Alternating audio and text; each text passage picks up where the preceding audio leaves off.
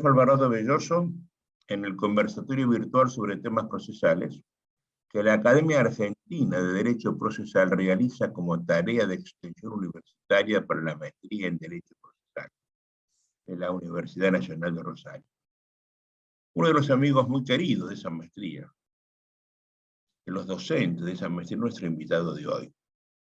Estoy con Andrés Prieto Quintero, de larga prosapia procesalista. Su padre, Eugenio Quintero, fue durante muchos años profesor de procesal, y su mamá, Beatriz Quintero de Prieto, magistrada judicial impecable en los tribunales paisas de la ciudad de Medellín.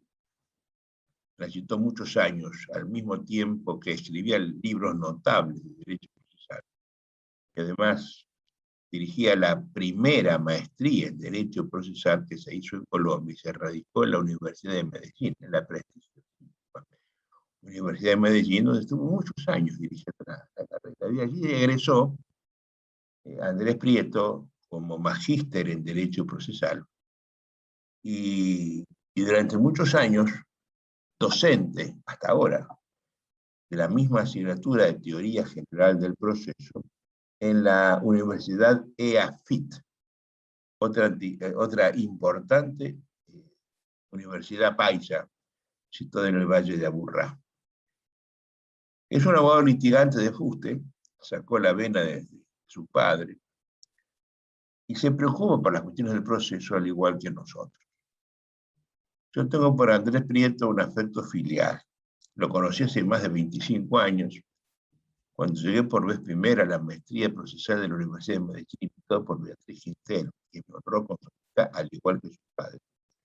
Me encontré con un jovencísimo abogado, novel abogado, Andresito Prieto, con quien tengo una amistad, un afecto filial importante, ¿no? No hay vez que yo aparezca por Medellín de las tantas veces que he ido, que Andrés no se ponga al lado mío, cenemos juntos, almorcemos juntos, me busca en el aeropuerto, me lleva. Tenemos un trato muy cordial y para mí es un hijo de cariño, es un afecto filial que yo no podía permitir que Andresito estuviera fuera de estos conversatorios, ¿no? Así que antes de terminarlo lo tengo acá, lo he convencido, porque es un hombre que se guarda al interior de su estudio, vive en otro mundo diferente del mío. Y charlando días atrás, acerca de qué podíamos conversar, me pareció oportuno hacer unas reflexiones críticas acerca del Código General del Proceso que está azotando la juridicidad de Colombia. Si Colombia tenía un mal código, desde el 2012 tiene un código pésimo. Un código que funciona, que funciona al frente de todos los activismos posibles. En los tantos viajes míos a Colombia y charlando con Andrés, me he preguntado el porqué de ese activismo colombiano. Porque yo fui muy amigo de los dos Hernandos de Colombia, de Hernando Davis y de Hernando Morales. Los dos con profusa obra escrita, con importante obra escrita. La diferencia, bueno, a la obra escrita de Beatriz Quintero, que para mi gusto tuvo la densidad más destacada del procesalismo colombiano.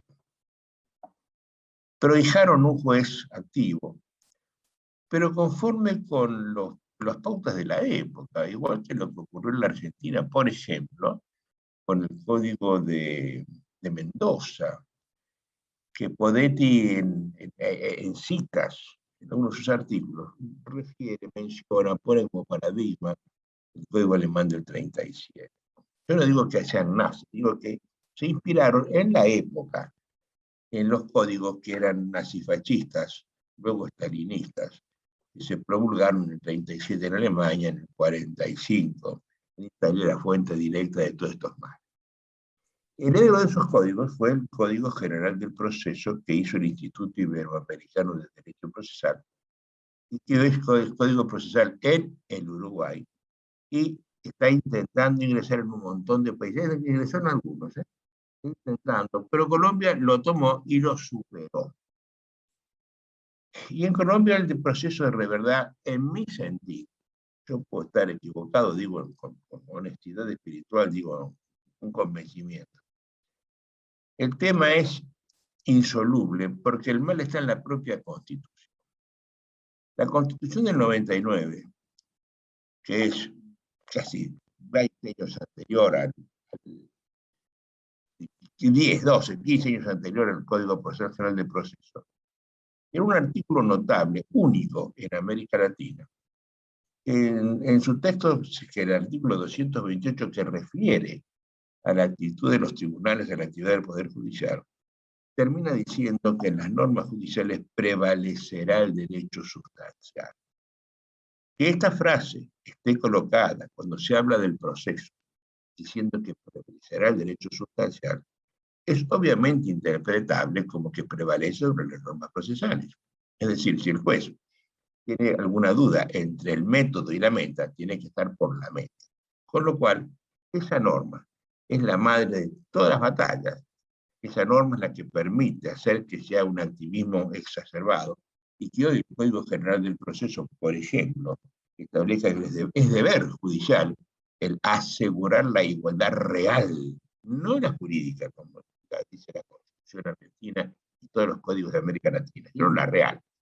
Sin hacer gordo al lugar flaco y hacer flaco al gordo, patrón al obrero y obrero al patrón. Cosa que es imposible, lógicamente. Pero el mismo código, unos artículos adelante o atrás, establece así como de rondón que debe respetarse la idea del debido proceso a uno en los trámites administrativos, donde no es debido proceso. Es una exacerbación de la idea del debido proceso traída así de rondón, pero que es incoherente con la norma del 228, que está hablando precisamente de que ese método y meta debe prevalecer la norma sustancial. Eso ha generado una jurisprudencia terrible, tanto de la Corte como de los tribunales, como del Tribunal Constitucional. Colombia es el ejemplo claro de cómo el neoconstitucionalismo, según yo, el triunfo final del nazismo alemán para perpetuarse en la historia, ha generado una confusión total, porque cuando hay una Corte Constitucional ante quien son impugnables las sentencias de la Suprema Corte de Justicia, esta Suprema dejó de ser Suprema. Y ahora tengo una Corte Constitucional, al igual que la del Perú, al igual que la de Guatemala, que dice lo que le parece, y al igual que la peruana está legislando con sentido general, algo que no puede hacer de ninguna manera. Y eso trae una desazón terrible. Yo hablando con los procesalistas colombianos, los que están de este lado, por supuesto, banderados por la idea de que en un Estado social de derecho el proceso debe ser eso, no un límite al poder, sino una exacerbación del poder, para ayudar a los pobres, para ayudar a los débiles. Cuando digo estas cosas, me miran con cara rara, porque creen que el proceso es un método de investigación, de ayuda al pobre, de ayuda al indefenso, y los jueces están a favor de eso, llegando a decir algún importante magistrado de la Corte Constitucional, doctor Vargas Silva, que él se parcializa a favor de la verdad, ¿no? Él admite pues parcial a favor de lo que él cree que es la verdad, ya que la verdad es un valor relativo y no absoluto. Todo esto hace que cuando yo charlo con los abogados de pro, los que ejercen la abogacía, les encuentro una desazón terrible. Encuentro que los abogados que litigan están desesperados, no saben para dónde caminar, porque si puede ser blanco o negro, el juez puede decir gris, pero también verde, amarillo o buzón. Es decir, hemos perdido toda vinculación con la ley. Como dice mi ilustre colega, el doctor Jorge Walter Peirán, los jueces tienen que fallar con la ley, más allá de la ley, a pesar de la ley y en contra del texto expreso de la ley. En lo que Juan Antonio García Amado, en una inolvidable conversación que tuvo conmigo al principio de este siglo, ha dicho que los jueces están fallando con su moral. Han confundido pecado con delito, han confundido moral con derecho. Entonces los jueces fallan con su moral, que es propia de ellos, y no con el derecho, que es de todos. Me parece que esto es un tema rico para poder conversarlo. Y por eso lo he convocado a Andresito Prieto, para que me diga la opinión de un abogado que sufre la injusticia de la justicia. sobre todo un hombre de gran pedigrí como él, con su madre, una inolvidable magistrada, que sentó jurisprudencia durante muchos años. Andrés, te recibo con todo afecto, cordialmente recibido, como ya sabés, dejé las partidas que la amistad el amor recíproco de dos hombres, un camino que va y que viene. No, pues yo te quiero con amigos, nosotros no somos amigos de esa manera, ¿no? Así que te recibo como amigo y te pido que sigas esta línea de pensamiento. Si estoy equivocado, me lo dices, porque yo no quiero ser necio, ¿no? Si no tengo razón, que me la demuestre. Mientras tanto, estoy creyendo que el proceso no está siendo respetado en Colombia. Te escucho con toda atención y afecto. Profe, muy buenas tardes para usted, muy agradecido por la invitación que me hace, muy conmovido por las palabras que usted ha expresado sobre mis padres, a quienes extraño profundamente, y sensibilizado también por la relación que usted y yo de amistad pura tenemos hace tantos años. Una amistad que no solo se funda en el amor por el derecho procesal, por supuesto, que es muy importante, sino en ese cariño que hemos logrado construir en una relación recíproca entre usted y yo, muy sincera y muy tranquila, sin intereses que vayan más allá de querer alegrar y respetar al otro. No se equivoca, profe. Nuestra Constitución de 1991 es una Constitución que plasma en el artículo 228 que usted también enuncia, un mandato que no tiene sentido para cualquiera que entienda o comprenda el derecho procesal. Cuando se ordena que prevalezca en las actuaciones judiciales el derecho sustancial, pues se pierde de alguna manera el norte por desconocimiento de la esencia del instrumento que es el proceso. No tiene ningún sentido lógico ese mandato constitucional. Se encuentre y aplique el derecho sustancial si precisamente no se ha aplicado adecuadamente y respetado el debido proceso. Y aquí hemos entendido de una manera irresponsable eso de la prevalencia del derecho sustancial, porque lo que se ha entendido por nuestra jurisdicción o por los operarios jurisdiccionales es que el hecho de que prevalezca el derecho sustancial es el hecho de que prevalezca el conocimiento privado, sentimiento privado del juez en búsqueda de su propia justicia y que el instrumento o las garantías del debido proceso no existen. A eso hay que sumarle a esa idea de que el juez todo lo sabe, todo lo conoce y que el proceso es apenas una pérdida de tiempo porque él tiene que llegar a donde él considere que está la justicia para el caso concreto sin importar las formas procesales. Pues a eso hay que sumarle una cantidad de errores, un torrente de errores adicionales en los que incurrió el Código General del Proceso. Voy a tratar de referirme a algunos con el mayor respeto pues que, digamos, la ley colombiana me merece y con una tarea que yo gloso sinceramente con respecto de lo que ha hecho el Instituto Colombiano de Derecho Procesal. Yo pienso que el instituto trató de hacer bien, pero hizo mal cuando presentó el Código General del Proceso. Dijo o desarrolló la idea de la Constitución, que por supuesto no es suya, es una idea que el instituto repite, pero cuando llega al Código General del Proceso empieza a sumar ideas como la del juez director del proceso y empieza a sumar ideas como la de la igualdad real o material entre las partes con un juez que entonces ya no otorga las mismas garantías, sino que tiene un propósito de protección de una de las partes con respecto de las otras. El juez colombiano, en aplicación de estas ideas, considera que es algo así como el representante o protector del débil frente al fuerte. Es pues el adalid o el abanderado de los débiles frente a los fuertes. Y eso está bien en escenarios ajenos al proceso jurisdiccional, porque es que el proceso jurisdiccional no busca castigar al fuerte o al poderoso. El proceso jurisdiccional busca aplicar el derecho al caso concreto en el que puede haberse comportado de acuerdo con la ley el fuerte o puede no haberlo hecho. La tarea del juez no es castigar al que todo lo tiene, porque es que eso puede ser reprochable en la distribución de los bienes y en la distribución de las oportunidades que no hace el juez en su tarea.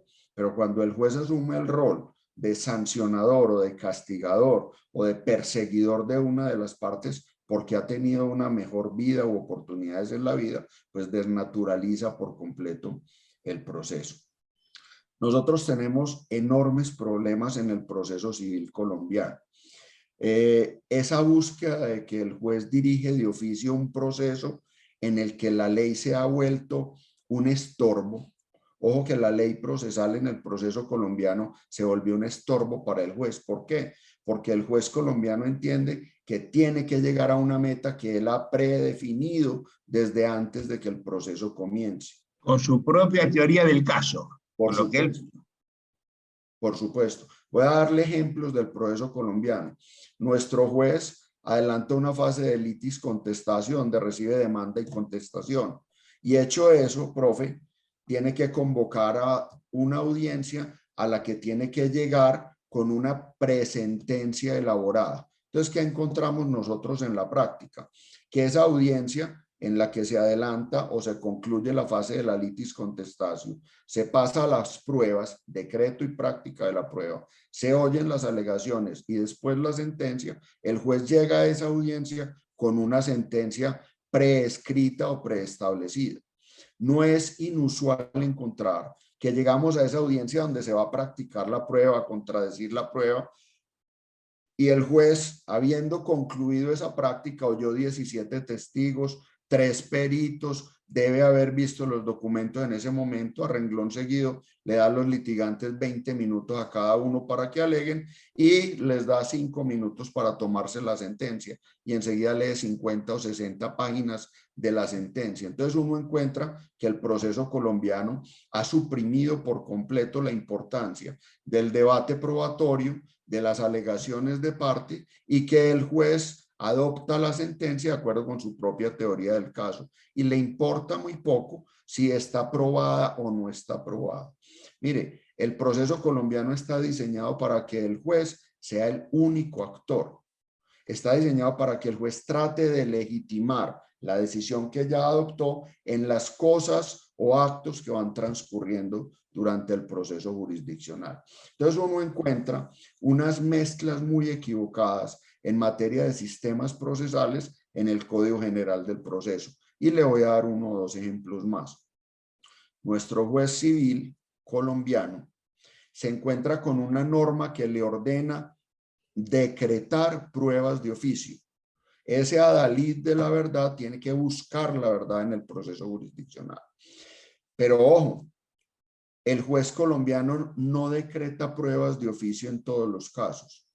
La práctica nos ha enseñado que solo se decretan pruebas de oficio cuando el fallo que debe dictar no es compatible con el que él se ha imaginado desde el principio del proceso. Exactamente, esa es la tesis de, ¿no? Lo hace siempre para condenar o para que gane el que no tiene que ganar conforme a las pruebas del pleito.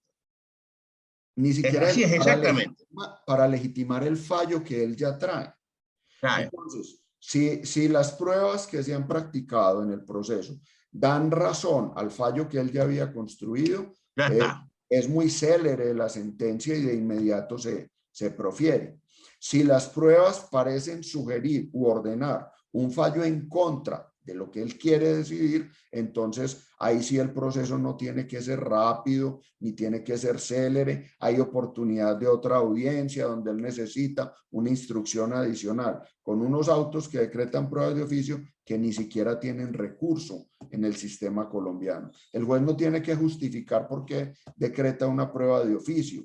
El juez no tiene que aceptar la crítica o la glosa o el ataque o la impugnación de parte cuando decreta una prueba de oficio. No, está proscrita toda solicitud o impugnación en contra del auto que decreta pruebas de oficio y extiende al proceso jurisdiccional. Y ojo que eso no es solo en la primera instancia, porque algunos sostienen la teoría de que muy bien, si la sentencia de primera instancia es equivocada, pues se puede ejercer de alguna forma el derecho de defensa en el decurso de Claro la que no. decisión.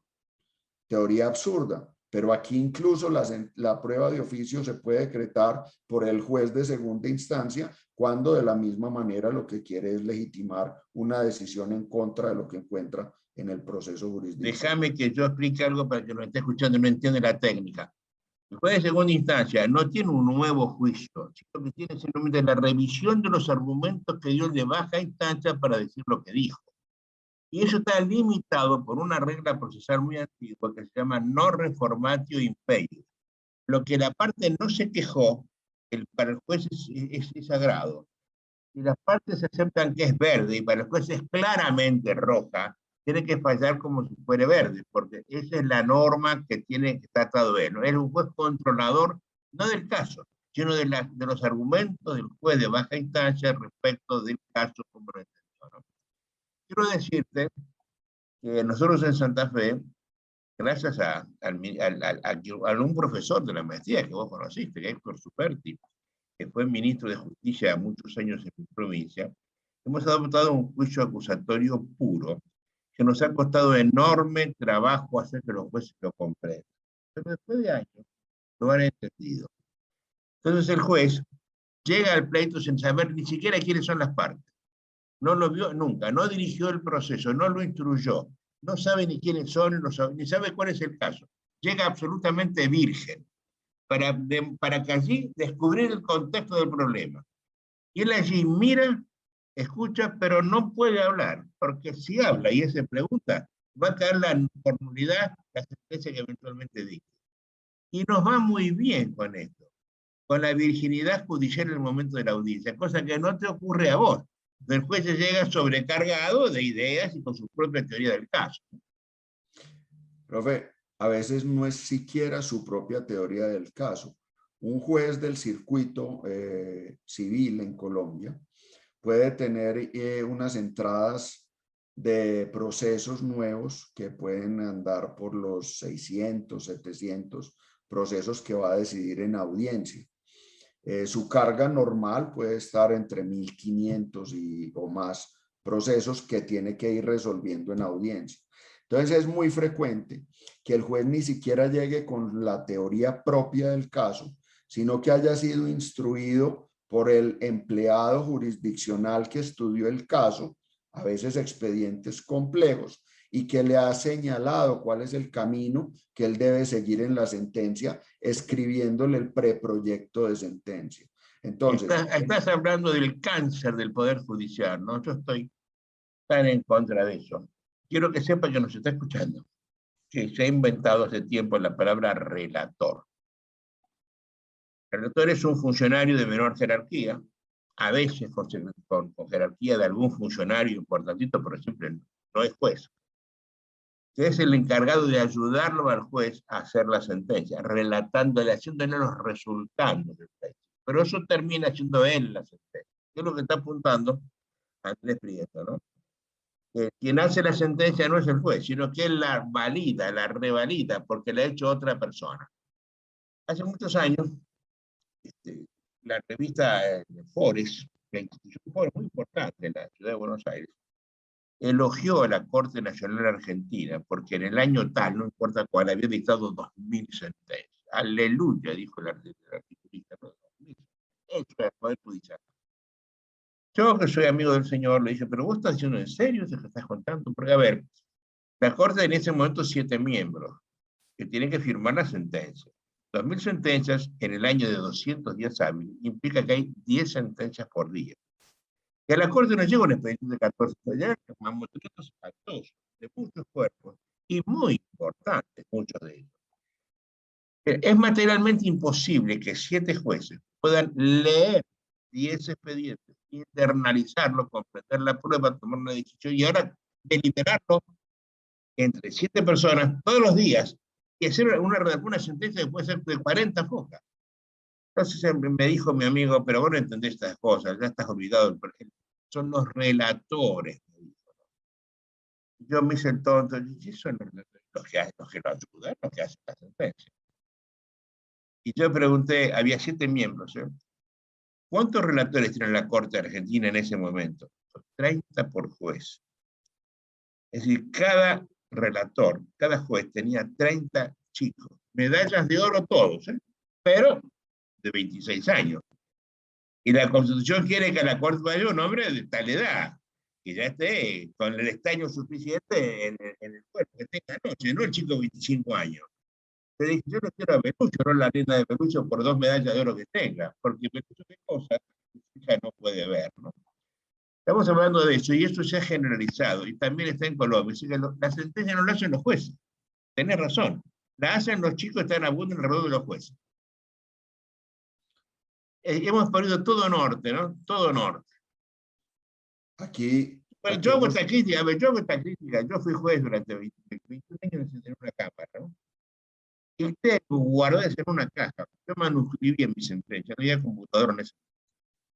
Y debo tener las 5 o 6 mil sentencias que dicté durante 20 tantos años. Las tengo manuscritas guardadas en una caja para demostrar que las escribí yo, no que me las hizo otra persona, ¿no?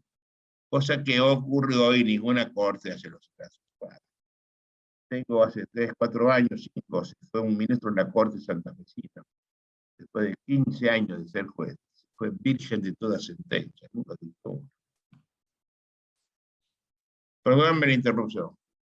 No, profe, digamos que de manera anecdótica, yo le quería contar que mi mamá en un congreso en la Universidad de Medellín, aproximadamente en 1993 o 94, acabábamos de hacer una reforma en el Código de Procedimiento Penal y se había ordenado que el juez vistiera toga o vistiera con toga durante las audiencias y al momento de proferir la sentencia.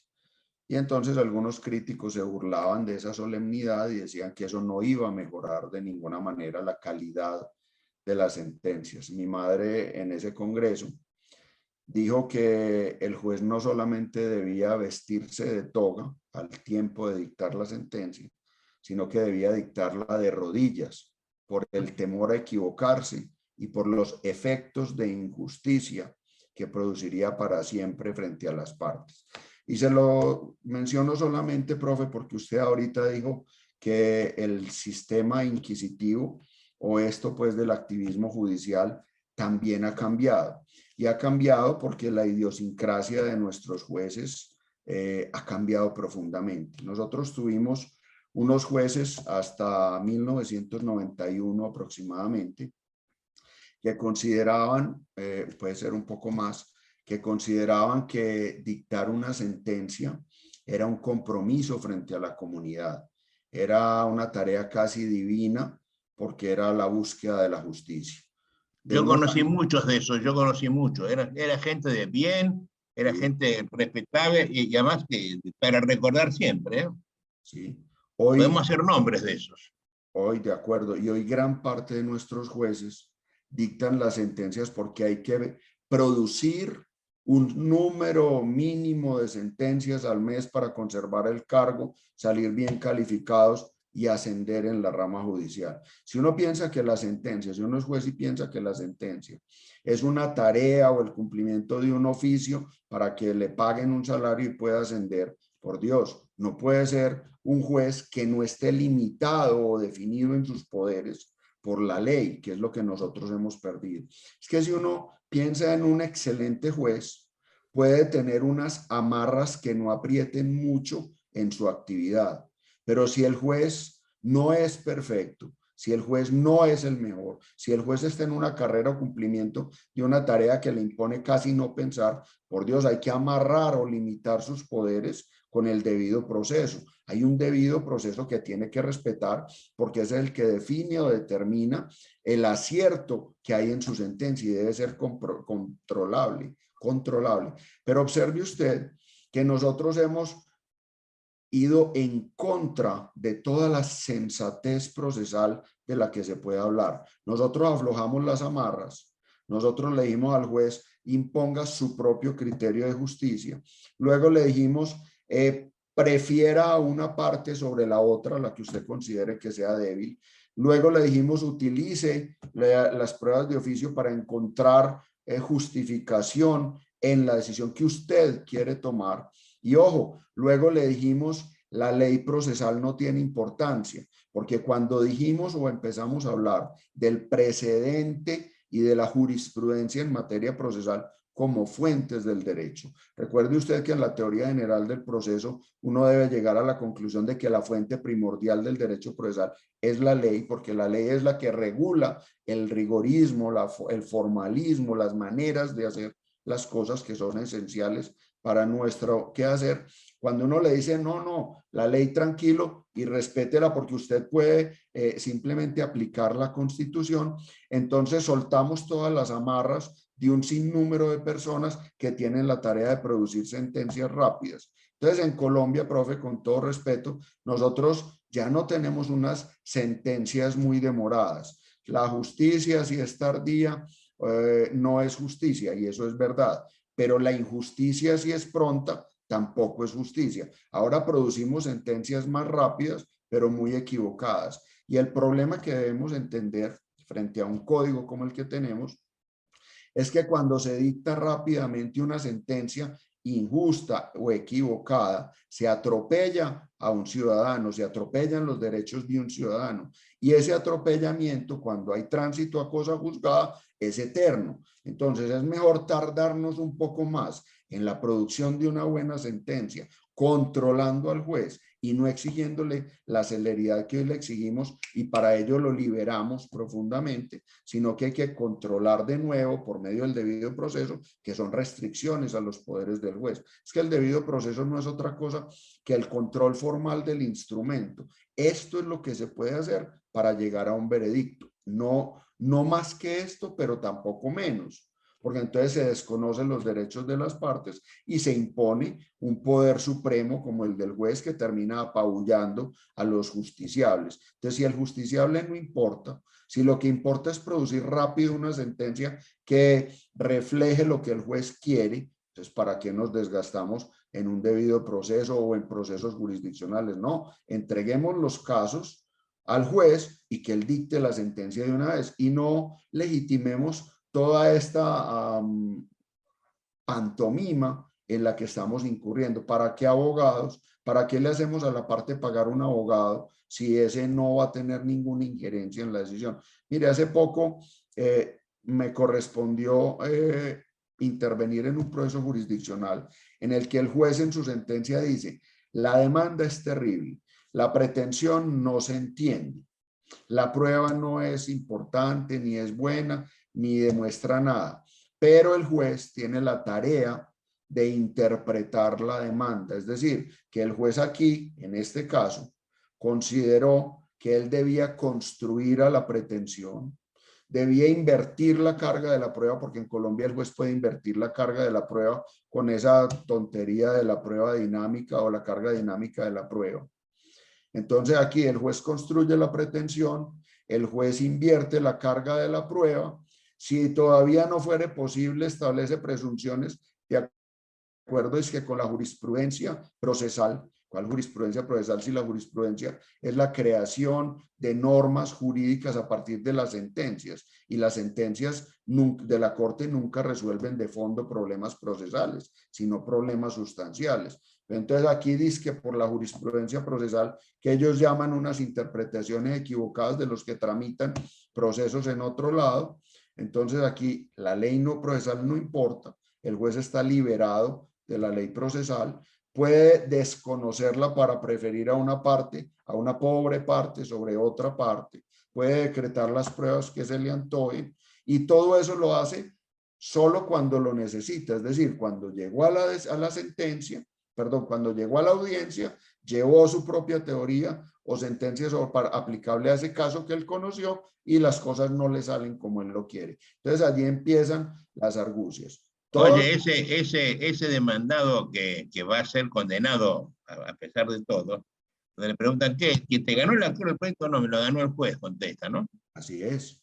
y así lo siente. Y cuando viene a nuestras audiencias, uno sale con su cliente y el cliente descubre que las partes ya no tienen ninguna importancia en el proceso.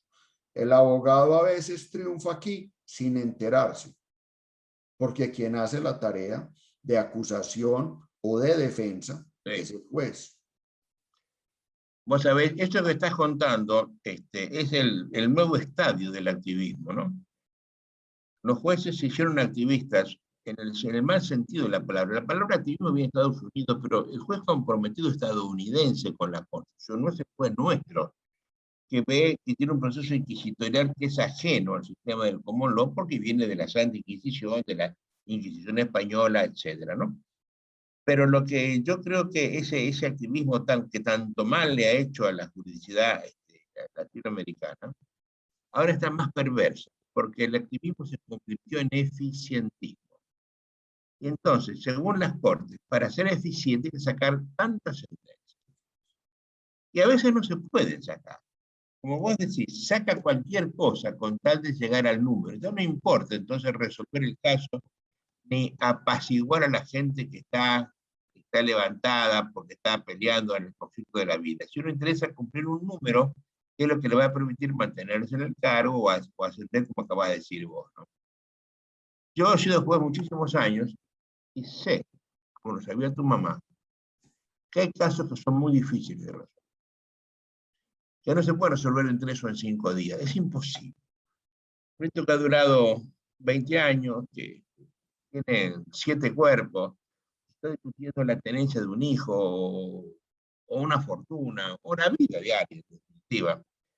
Fallarlo en 5 días, leerse todo, internalizarlo, comprenderlo, no es fácil. Y entonces, los jueces están fallando así, en los plazos, hemos logrado, pero fallando cualquier cosa. El otro día hice un congreso en Paraguay, y estuve con Juan Antonio García Amado, a quien invité a que concurriera al congreso, y dio la última conferencia del congreso entre 200. Hablando del papel del juez, y lo estamos hablando nosotros ahora, ¿no?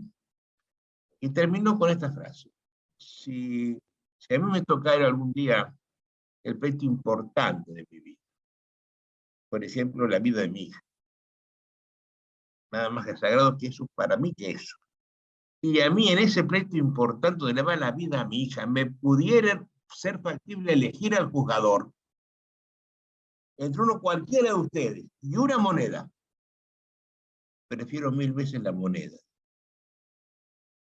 porque me da absoluta seguridad y transparencia en la cantidad de veces que puedo ganar o puedo perder. Eso ya me parece.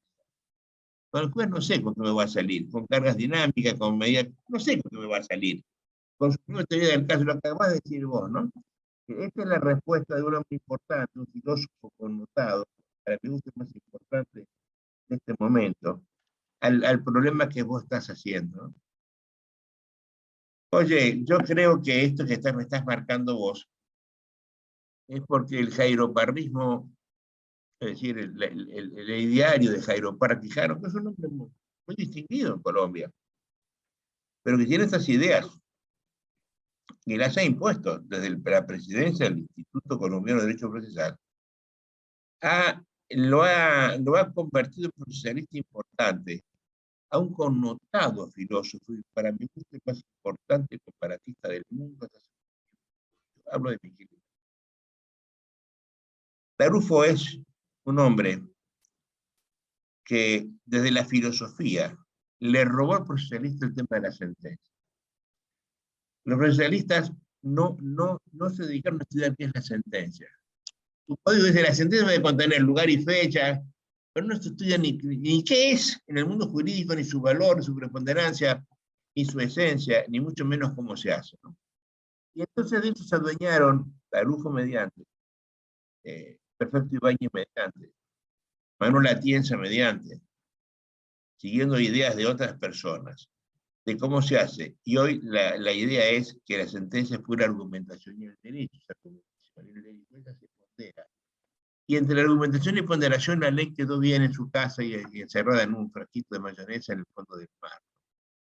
Es decir, porque no hemos sabido nosotros, y te lo digo a vos como viejo profesor de procesal que ya sos, en tanto no sepamos nosotros retomar el tema de la asistencia, y adueñarnos de él y explicarlo, lo van a seguir manejando los filósofos europeos, que no son republicanos, como somos vos y yo, sino que ven todos en monarquías, vocacionalmente al menos, porque el que no lo es, tiene constituciones monárquicas, ¿no?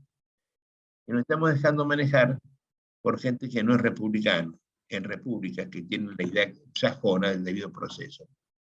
Oye, esto es terrible, ¿eh? Profe, dos o tres comentarios. A mí me parece que Tarufo era un excelente comparatista y que el hombre entendía más de los problemas probatorios que de las instituciones procesales. Así es. El tema de la sentencia es un tema que es muy importante, pero no es el más importante del proceso jurisdiccional. Yo Claro creo que que no. nos equivocamos cuando empezamos a estudiar la sentencia como si fuera el único acto procesal Así es. serio. Y lo que yo creo es que la sentencia no es otra cosa que el resultado del debido proceso. Claro, es la meta de un método.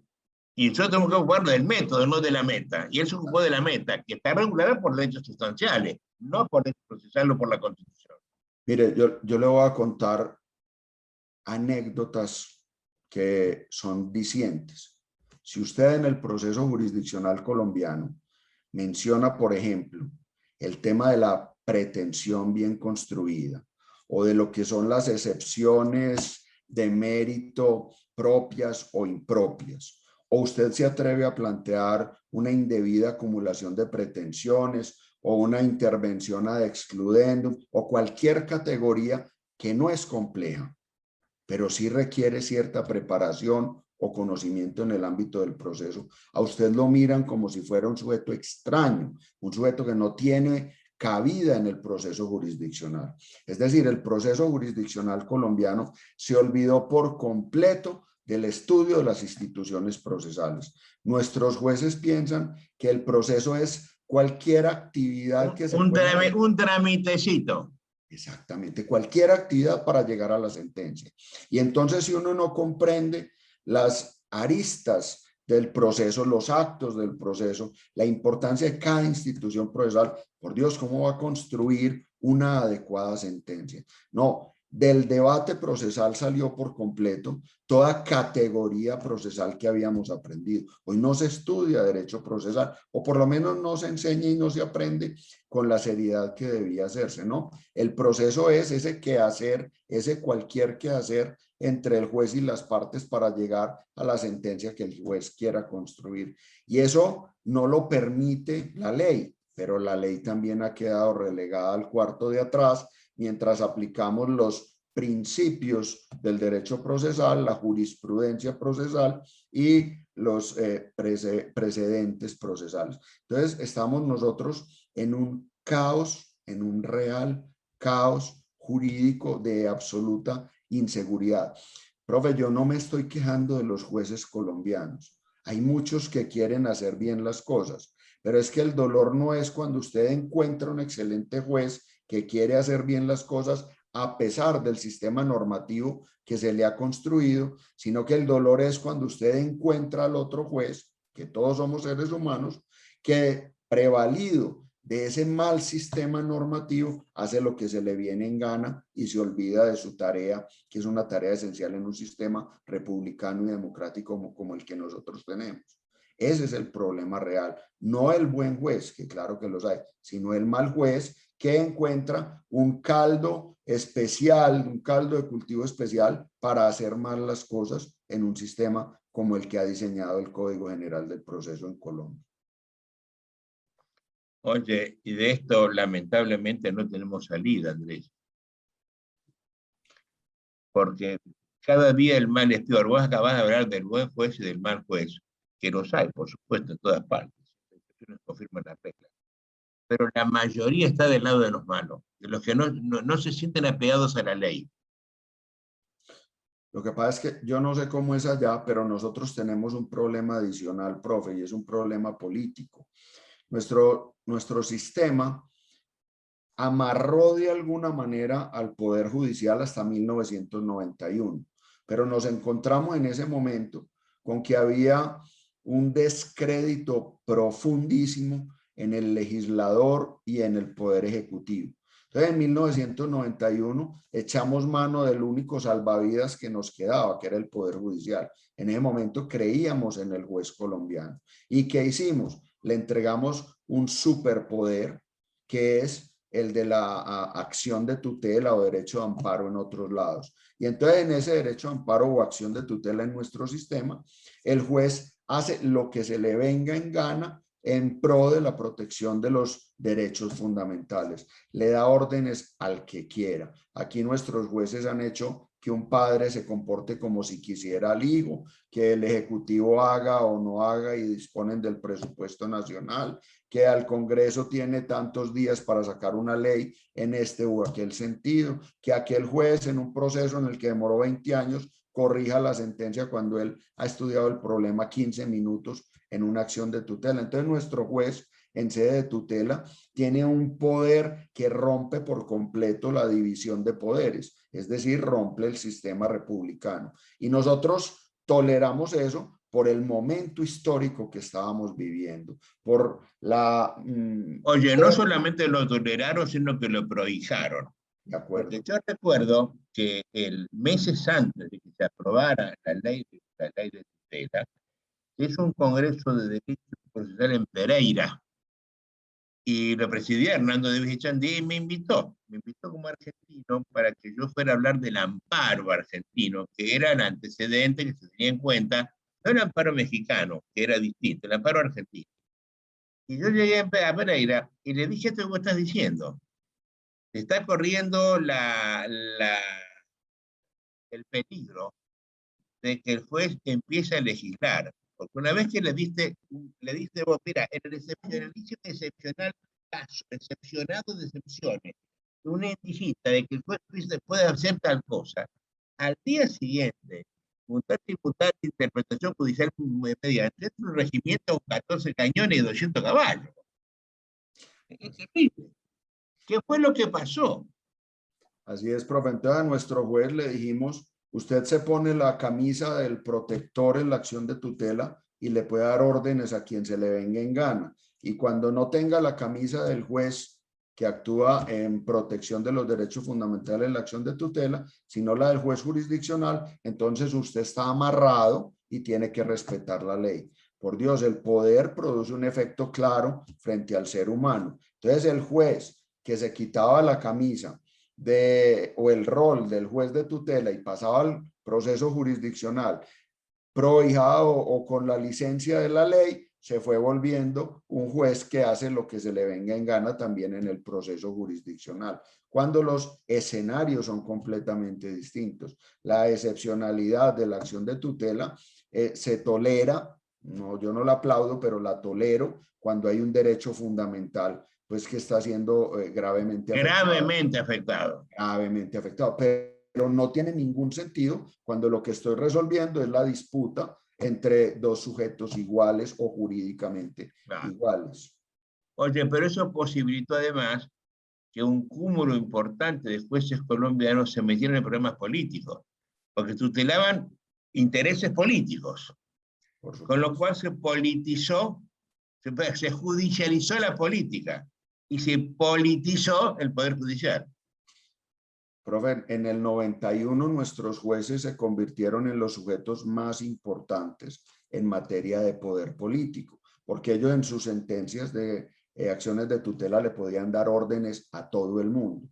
Y entonces quienes venían tratando de apoderarse o ejerciendo el poder político en el sistema legislativo y en el ejecutivo, que no eran tontos, empezaron a intervenir en los nombramientos de los jueces para apoderarse o recuperar ese poder por la vía de las sentencias, porque se los habían quitado con la Constitución del 91. Entonces, cuando ellos dejaron de ser quienes mandaban, empezaron a intervenir en el nombramiento. De ahí la politización, digamos, grave o mal concebida. El juez siempre es un sujeto político en la medida en que tiene que tomar decisiones que interpreten la ley. Pero la mala, digamos, concepción de la política, la putrefacta política, se ingresó al proceso o al poder jurisdiccional cuando los investimos de un poder que no tenía ningún control en el sistema colombiano. Decime, ¿en qué año o en qué época se generó el Tribunal Constitucional colombiano? ¿Te acordás? 1991, con la Constitución, profe. Claro, con ese tribunal que aparece en el momento histórico que me estás contando, de allí viene la superfetación que hemos logrado hoy, ¿no? Porque además, el juez no solo hace lo que quiere, sino que legisla con carácter general, que es lo que está haciendo el Tribunal Constitucional. Claro. En Colombia está muy claro, hay un sistema de precedentes vinculante, y si en el pleito Alvarado con Prieto, la Corte dice que lo blanco es negro para todo el país, para Alvarado, para Prieto, para sus hijos, para los almaceneros y para los vecinos. Así es, lo que pasa es que cuando uno, pues si uno observa, digamos, el desarrollo de la Corte Constitucional, de ese Tribunal Constitucional, uno encuentra que fue muy tímido al principio y después se percató de su infinito poder y se volvió, digamos, incontrolable.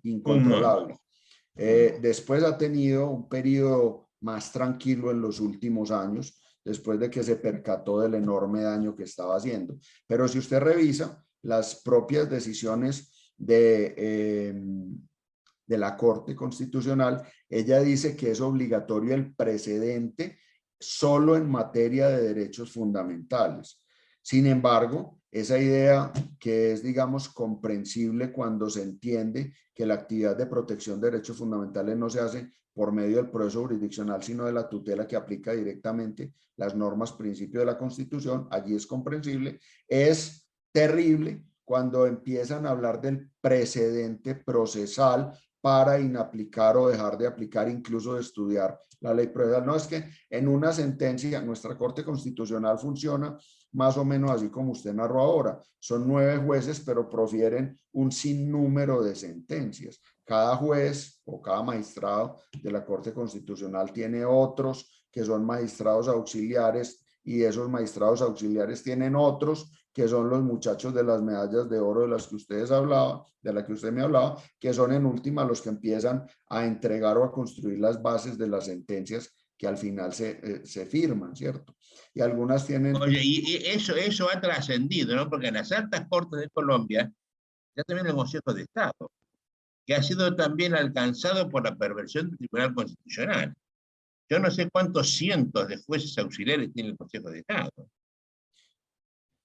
Profe, la rama judicial yo me atrevo a decir que es la mayor empleadora o la que provee más cargos en Colombia. Y por dentro funcionan también todos esos temas de burocracia mal concebida, muy mal concebida, y de amiguismos y de familias, porque eso se nos ha vuelto el poder jurisdiccional colombiano. Como le digo, desafortunadamente hemos aprendido pronto los vicios que el poder invoca, que el poder hace nacer en la rama judicial colombiana. Y hoy no hay confianza en el proceso jurisdiccional ni en la rama judicial. Yo te cuento dos cosas. En la justicia federal, un país federal, recuerda eso, pero tengo una justicia federal. En la provincia de Córdoba hay un nepotismo tremendo. A raíz de lo cual un periodista importante del lugar, cordobés, sacó una novela que se convirtió en bestseller, la llamó La Sagrada Familia. Eso es el Poder Judicial de Córdoba, ¿no? Y eso se ve claramente en los poderes judiciales tuyos, pero además han cooptado los consejos de la magistratura.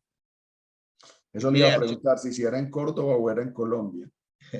Oye, a ver, el otro día decía un periodista, un catedrático guatemalteco de las 4 altas cortes de Colombia, ¿no? Hablaba del Consejo de la Magistratura, cooptado por estas ideas. Y bueno, están produciendo jueces que están de acuerdo con estas cosas.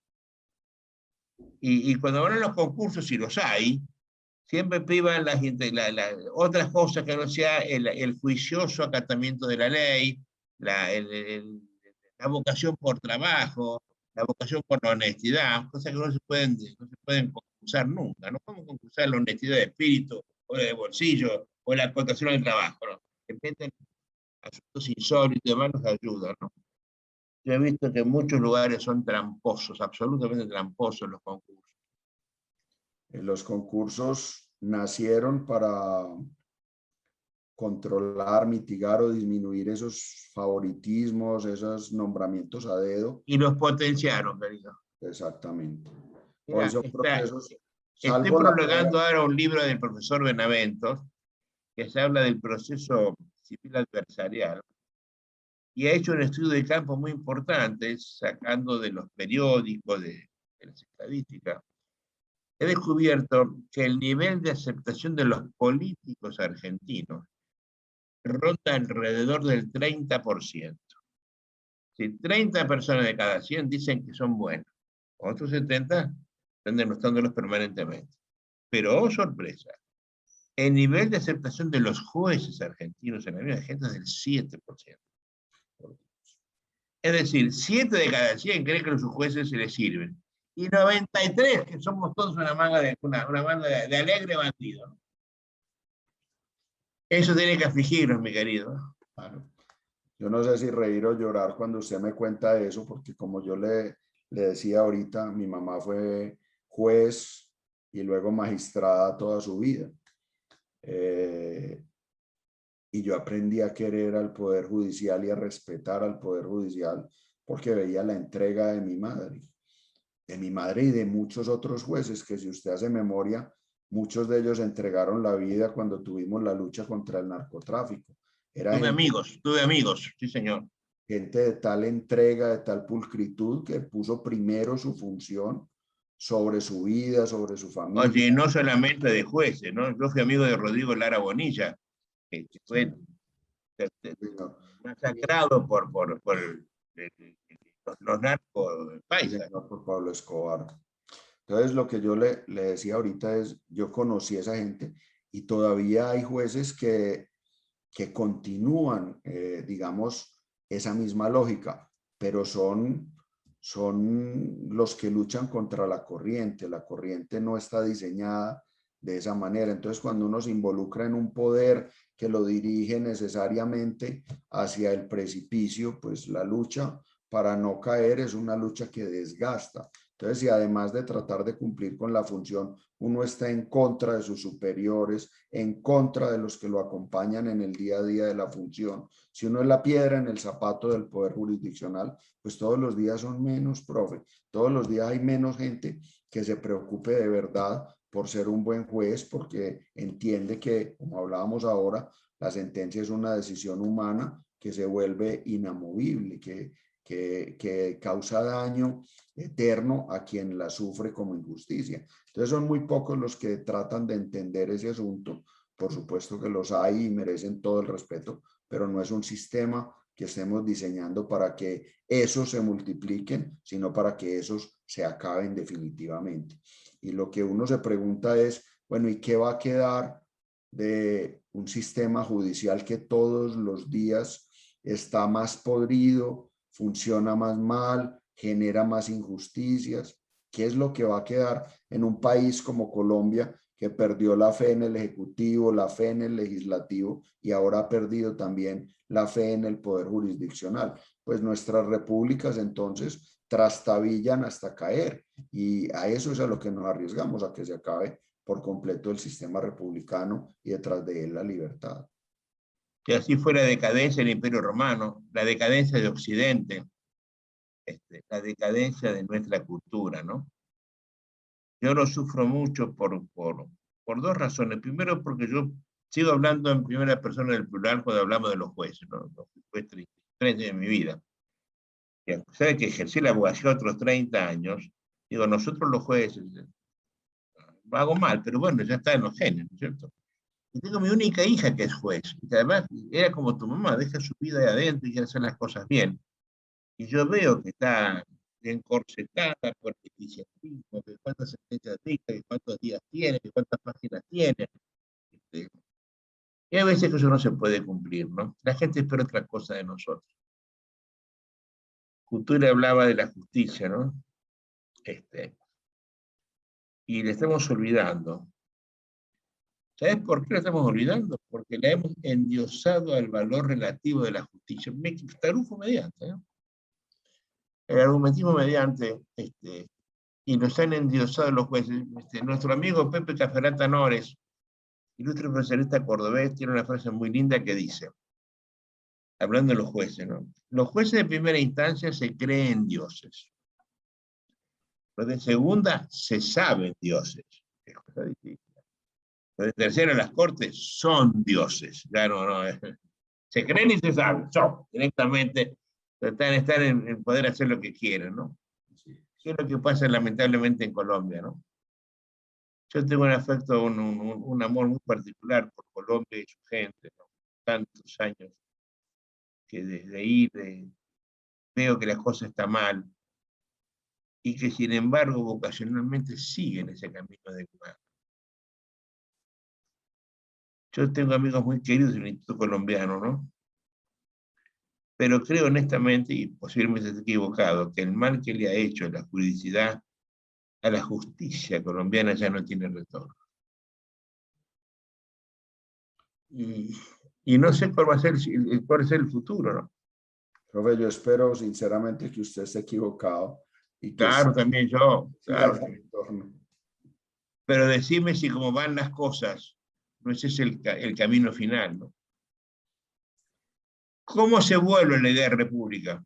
Abandonada por completo. ¿Cómo se vuelve? Con miles de jueces que hacen lo que quieren, que no están atados a la ley, que están por encima de la ley. ¿Cómo se vuelve eso? Cuando hay además cientos o miles de universidades en América Latina que producen miles o cientos de miles o millones de abogados.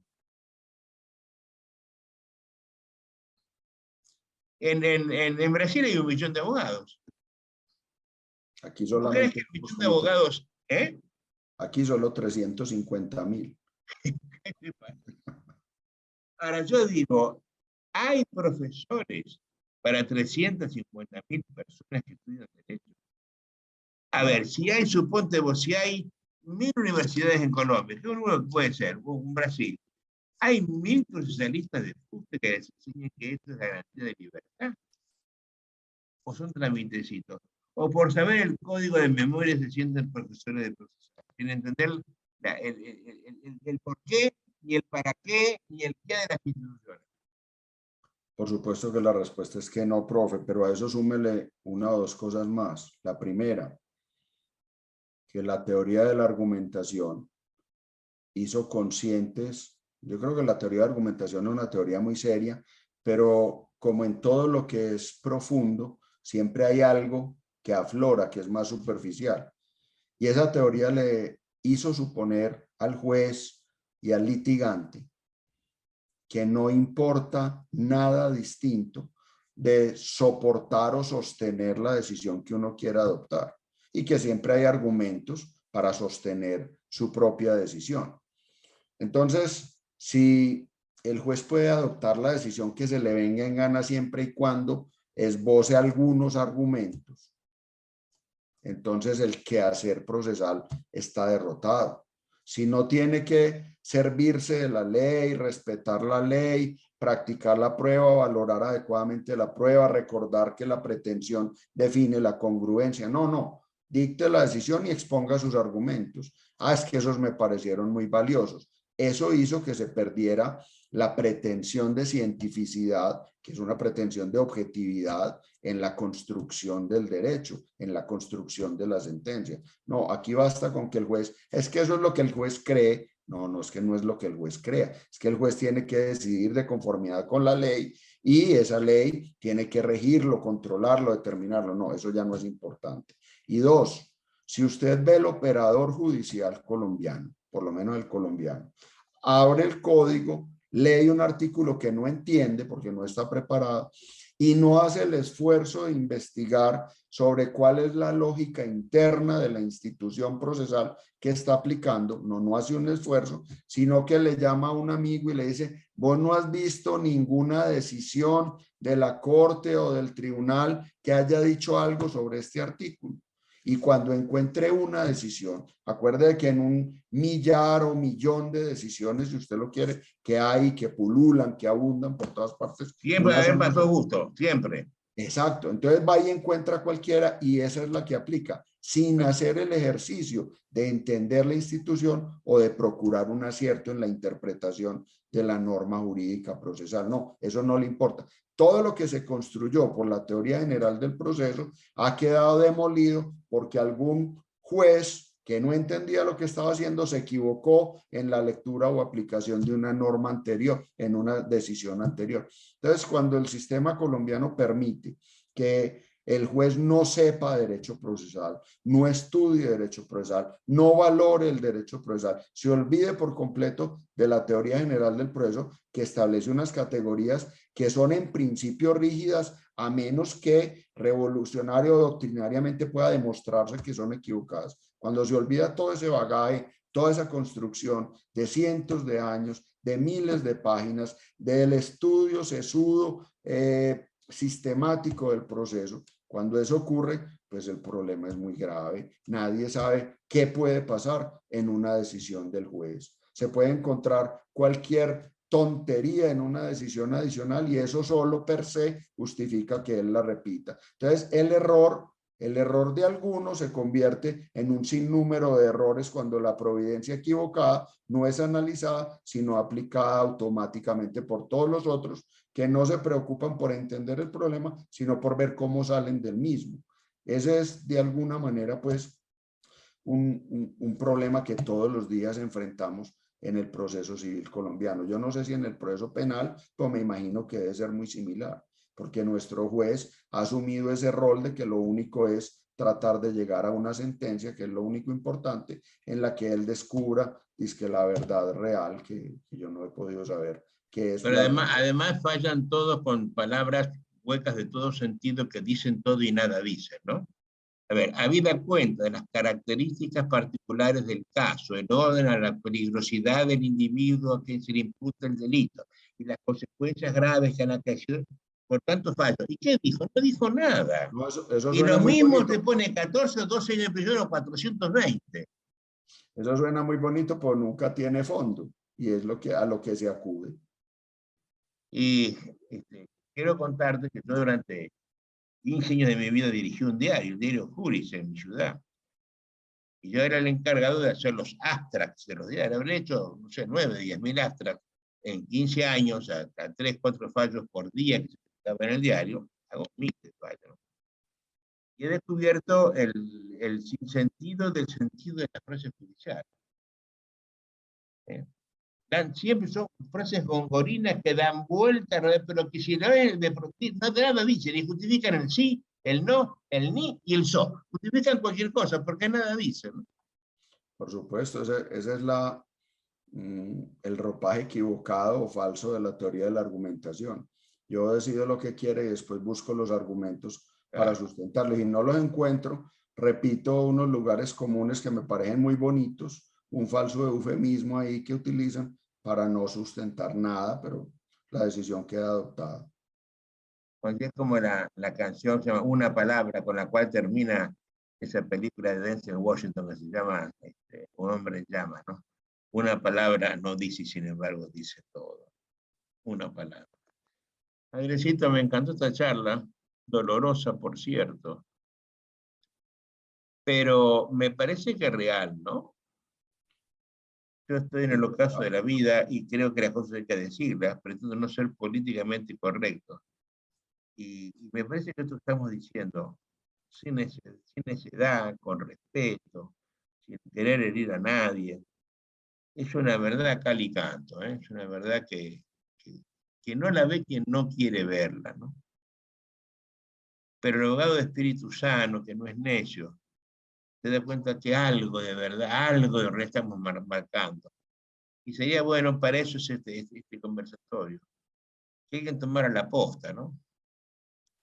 porque si de acá salen dos que digan una cosa parecida y los dos son una cosa parecida, vayan otros dos, algún día puede que levantemos cabeza en este tren en picada, en este avión en picada que está yéndose cada día más hacia por la tierra.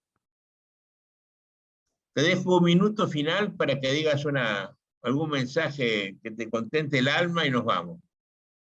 No, profe, el alma mía está contenta. Yo creo que mientras no soltemos las banderas en la lucha frente a lo que está pasando, mientras tratemos de estudiar y entender los problemas, su descubrimiento, su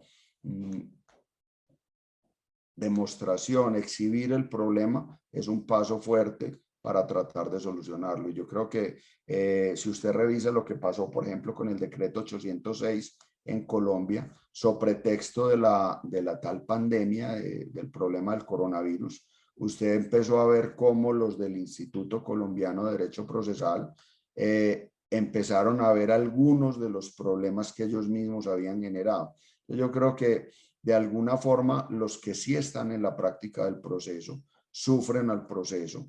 Los que vienen llegando en el instituto, que vienen un poco más atrás y no están en el poder judicial, que hoy ya ejerce el poder, ya está lleno de ese poder del que hemos hablado, sino que lo sufren porque son litigantes o lo conocen desde otra óptica. Yo creo que de todas maneras hay alguna posibilidad de que haya un paso atrás hacia un proceso probablemente más lento, pero un proceso más justo y más sensato que profiera mejores decisiones en materia pues de derechos subjetivos y de protección del ciudadano colombiano. Profe, mientras haya comunidades que discutan los problemas, hay alguna esperanza. Cuando todos agachemos la cabeza, cuando todos pensemos que está bien lo que está mal o aún lo que está bien, habremos renunciado pues a la condición de seres humanos. Mientras sigamos pensando los problemas, creo que hay alternativas y esperanzas, y yo espero que eso pase con la legislación o sistema normativo colombiano. Andrés, te agradezco tanto la presencia hoy, la compañía, de verdad te lo agradezco, ¿no? Ha sido para mí muy, muy, muy útil que un hombre de tu edad, en la medianía de la vida, después de pensar y descubrir estas cosas de la caminata. Te mando un fuerte abrazo, te digo hasta pronto, hasta siempre y en lo posible en tu tierra paisa. Un abrazo. Un abrazo y acuerde que lo quiero mucho. Muchas gracias por la Chao, invitación. mi querido, gracias a vos. Hasta luego.